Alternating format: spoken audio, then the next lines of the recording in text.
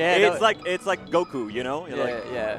But yeah, this is gonna be interesting step for the both of them, obviously, because Irfan now has warmed up a little bit against Sheik, and Aaron is definitely a Sheik who is not a new school Sheik. He's kind of he isn't exactly an old head Sheik, but he definitely plays quite the fundamentals. He's more about knowing what you're going to do and just consistently making the right decision, rather than, you know, the plup or more J-Mook style where it's like really tech heavy and I do all these really complicated movement techs and make the character look really fast. It's like, no, I'm going to use the hitboxes and you're just going to die just like that. Yeah, just like that. You know, I'm going to fair twice on stage and then I'm going to know you're going to drop down and I'm just going to like needle back air. And my character works well in this way, which is more than fair.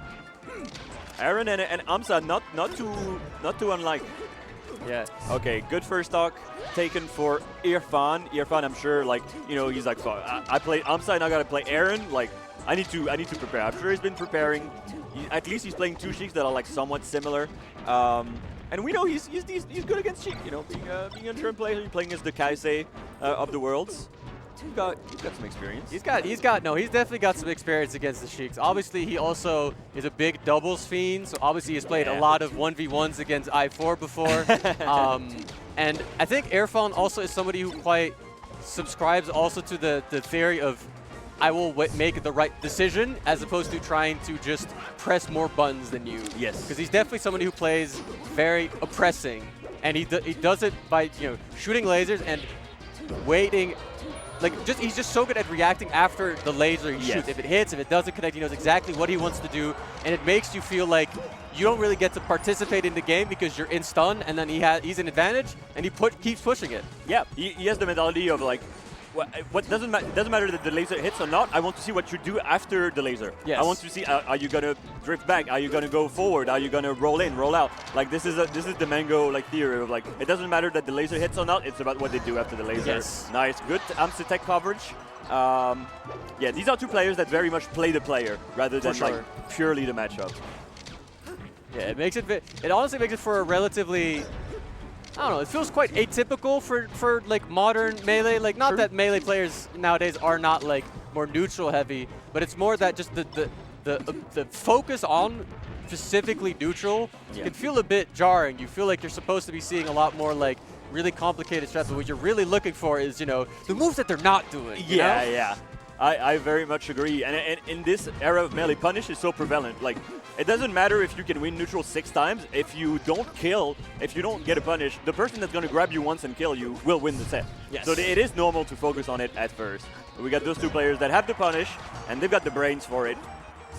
And Irfan taking a lead in this first game against Aaron. Aaron, I like, you know, staying a bit on the platform. Yes. Reminding himself, okay, what happened the last talk? What was important? Let me know what I need to think about. You know, Aaron's definitely someone who tries to think quite hard. Somebody who needs to avoid, you know, like getting the mental boom, you know, mid-set. Because once those head shakes start coming in, you're like, oh, he's no longer calling his execution. We'll see how that goes. But for now, it seems like they both honestly seem quite locked into this set. They both seem very engaged, and they're both doing very well. Yes. Yeah, this is a very much an even set for the moment. That bear, though. Ooh, and that's going to be easy edge guard. Nice. Yeah, Irfan, like, it could have made it a little tricky, but that angle, well covered by Aaron. Good for his game. I know it's going to, like, I want to see a very close set. Because I know these two can have an amazingly close set. Because it's like, I think it's like one of the first, like, it's the first time they play, at least in like a very long time. Yeah, no, definitely. This is definitely, these are people who definitely don't play. Like, Aaron is somebody who, for the longest time, refused to travel because he had, quote-unquote, a traumatic experience traveling to Germany in, like, 2017, and was like, I will never go to Germany again. Okay. And then he started traveling last year, and so these international players, you might have played him on net play, but in person, this is his first time. Hell yeah. If you guys don't remember, Aaron, you're a Somnio 4 winner. Indeed. Because he beat Max, right? He beat, Yeah. And then Max won today against Aaron earlier. So Max got his revenge. And yeah, good first talk for Irfan on Stadium.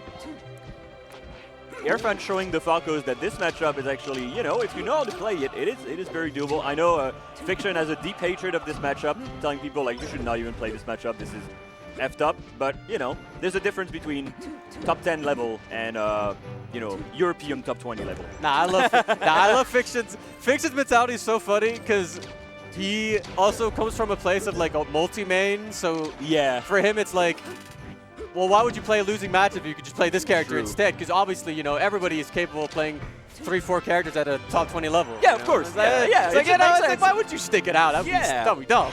There's so many characters. Or just play Fox. It's Exactly. a great character. Just pick. Listen.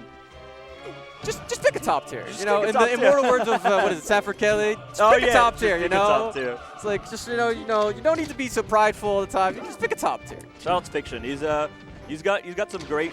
He's a great player. He's a very he's a person who likes to. He thinks in black and white sometimes a lot, at least for melee. Yeah. But very interesting to hear. As we go back to Irfan versus Aaron. Irfan looking to take that game. You know, good for a good one stock ahead. Trying to get the edge guard now. A bit of rinse and repeat maybe. Yeah, I think Irfan's honestly been playing really well this game. He's been really trying to force the advantages that Falco gets from this stage. Obviously, the plats are a bit more awkward for Sheik, which means that Sheik will often be more on the ground, and it's harder for Sheik to chase Falco on the plats. So just try to, you know, force Sheik onto the ground, and then just laser, because you can't really get away. You don't really want to be jumping against Falco. You kind of just get owned, so it's going quite well. Yeah, I mean, I'm sure that she can like wave dash under the lasers. Yes. If Falcon can, then she can definitely. You got to be really good at like dash out of lasers. Yeah. Like crouch cancel dash out of lasers. But Irfan, commanding second game. Yes. Yeah, no, it's just hard because you can obviously try to avoid them, but it's the fact that you have to make such a strong effort to avoid them means that the Falco, Irfan obviously, gets to play around that a lot more as opposed to you being able to go on the plats and just kind of completely ignore the fact that the lasers even exist. Exactly. Very much so. So let's see on Dreamland, because these are players that will adapt very quickly to each other throughout the set. So I'm interested to look at like, you know, the mix-up, the layers that build up between these two players. Okay. Yeah, I very much would like to see, because this is supposed to be kind of the like more traditional neutral stage, and they started on Battlefield, of course, which I'm very curious to know why Irfan picked that stage. But here we are, basically. Oh, that's a great combo, double dare. I like fair. And Irfan, it's like, you know what? I'm too far stage. You know, fair enough. Fair enough. Take my stock. Good DI mix up with the down air. I'll give you that one. Exactly. Okay, doesn't even need to refresh. Knows the timing. Good shine back air. He's been edge guarding like pretty well on the second game. So let's see. Ooh, and then a little wait, and then the DI in. Back air, not quite gonna do it yet for Irfan. Just gonna have to hold the edge. Back air, just has to wait. It's very textbook. Yeah, no, for sure. Very much, he's very comfortable in these rinse and repeats. He's fully expecting these little defensive options, trying to go for little arms attacks. He does the little reverse bear so that the arms attacks, you know, doesn't work because it's at the other side. So very good job from Irfan. But Aaron obviously is very skilled, like every Dutch Sheik, in the perfect art of hitting the Falco off stage, then reading their jump, and then, oh, well, your stock's gone. Yeah. Better luck next time. Falco is an amazing character. Once you put him off stage, though, that's when, like, you know, he might have the best projectile in the game, he might have the best full hop in the game, but then once he's off stage, that's when things start looking rough, especially against a Sheik of the caliber of Aaron. And you can't shoot lasers diagonally up. Can't do that. I'm sorry. Do that, yeah. Goes in a straight line, and there's nothing you can do about it. Yeah. Oh, great patience from Aaron there to get those bears and then go for the aggressive F tilt, because that's a very scary position to be in with the Falco pressuring your shield like that in the corner. Missing the Amps attack on the back air, or maybe a little delay, I don't know, from Irfan. 100% on Irfan, still very doable. Big punish opportunity. Yeah, let's see that punish. I was going to say let's see that punish, but good slip off back air to cut off that short. Yeah, actually Aaron has been rolling from ledge a lot, and I think Irfan knows, but he's just a little late every time to catch it. It seems a bit like he's kind of surprised by just the fact that he's going for such a simple option. I think he's expecting a bit more. I think he's maybe respecting Aaron, like, you're going to go for something, you know, you're going to do some ledge dash, F tilt, something more harder to do. He's like, no, I'm just going to roll. And then everyone's like, oh, I have to cover the simple option. Yeah, oh God. I was not ready for this. Oh God, this is not 2006 anymore. Where are we? I don't know. Maybe Aaron's been watching those 2006 Amsavods. Yeah, maybe, yeah. It's like tech skill is not necessary if you just win neutral every single time. This is Joe in the dark against Amsa in 2006. Okay, last talk for this third game on Dreamland. Let's see how much info Irfan has on Aaron as he got in. I mean, he caught the roll. He got the roll in last stock, so he knows that Aaron wants to down. Managed to actually get out of the combo. That was looking quite scary, but does get knocked down. Needle, but actually managed to recover on stage despite getting needled there. Irfan a little panicky, a bit of rolls. He's trying to get some space for himself to shoot his lasers. Not quite getting there. Trying to catch a jump from the Sheik. The up tilt trading. Yeah, that nair was really weird. It was like late and weak. Finish opportunity for Irfan though. Down smash, but does not quite kill just yet. Nice. One opportunity. Dash attack, but that's not going to kill. Oh, the aggressive fair gets caught. Is that going to be it? Oh, gets caught again. Oh my God, he just goes for it. I think Aaron thought that Irfan was going to get knocked down on the plat, but was actional just in time, and that bear catches him, and that's going to give Irfan a pretty important Game 3 win. It's very, very important. It's interesting because that last situation, it was like Irfan could have shielded, and I think that was also possibly what Aaron was thinking is like on another level. It was like, you're going to shield, I'm going to like land next to you. I'm going to, I know I'm not going to hit you because you can shield drop, but he just was like, you know what, I'm just going to back air. I know you're going to be fast enough. Irfan, loving the gangster lifestyle, no walk. Little tech chase opportunity, but Aaron maybe a bit scary. Honestly, that's one thing about Aaron is that Aaron can sometimes be a bit wary of doing the RTCs, and you will see him go for these reads. And it's a bit unfortunate because you're like, on the one hand, it's like if he RTC'd it, it would have been pretty juicy. But if he gets the up smash, it's like, but Aaron is very good at least to getting extreme value off of the reads, which is at least quite important. But when he doesn't hit it, then it's like, damn. He's got kind of like the Plup feeling of like Plup sometimes just doesn't go for the tech chases, but he's like, I'm gonna get more from the up smash, and sometimes for the reads, and sometimes it bites him in the butt.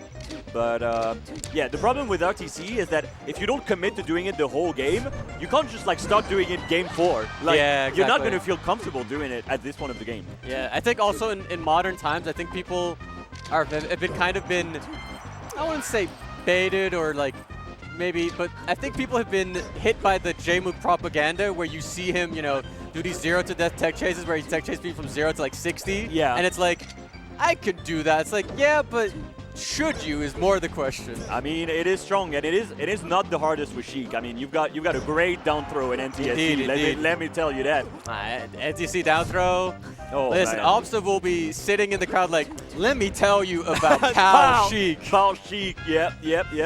About down throw, no conversion on anyone, just never. There are so many, there's some beautiful interviews of like pre-NTSC switch Amsa where he's like, I want to get the wins on like ice and these people before the NTSC buff because I want to prove that I could do it with Pal Sheik. Hell yeah. Because Pal Sheik is just not the same. It doesn't hit the same. It doesn't hit the same. No, she got a big buff. As Irfan is trying to close out this set already. 3 stocks to 2. He's got only 98%. I love the little dash dance in the corner. Looking scary, but still looking very confident. Up tilt on the no tech. Ooh. Yeah, that's going to be back there again. Just a rinse repeat. Irfan's not going to overcomplicate things. He doesn't want to kind of trip himself up. Ooh, doesn't actually quite get it though. Just barely to get late to get the grab, and there's a little aggressive fair. Yeah, kind of a lunary recovering attack to catch. Ooh, and then Wispy, I think, pushing him up the platform, yeah? Yeah, this is going to be kind of rough. Obviously, she can definitely make Falco stock just disappear like nothing. That is going to be an edge guard, but 2 stocks, and Irfan has been so disciplined this game. Oh yeah. Just not getting clipped by any of the stuff he was getting clipped by in Game 3. No, you can see that he's been like very much in the front of his head. It's been like, just don't overcommit. Just don't overcommit. Don't like do like a bad dare on shield. Just like, play your game. You're going to win neutral a little more than him, and you're going to win, and you're going to get the stronger. I mean, Irfan has been having like bigger conversions than Aaron most of the time also. No, for sure, So no reason to just overcommit and try to get something quicker when you know you're going to win in the long run. Unfortunate little tech flip from Aaron, but actually the down smash does connect, and that's going to be lasting. And listen, I've seen this story before. I've seen a high % Sheik go to the ledge, see what happens. But he actually has been hit on stage. He's going to have to go for the Zelda recovery. That's not going to make it. That's going to be 3-1 for Irfan. Damn, another 3-1 in losers as Irfan takes it 3-1, as you said, against Aaron. Aaron, yeah, getting a good 7th place still.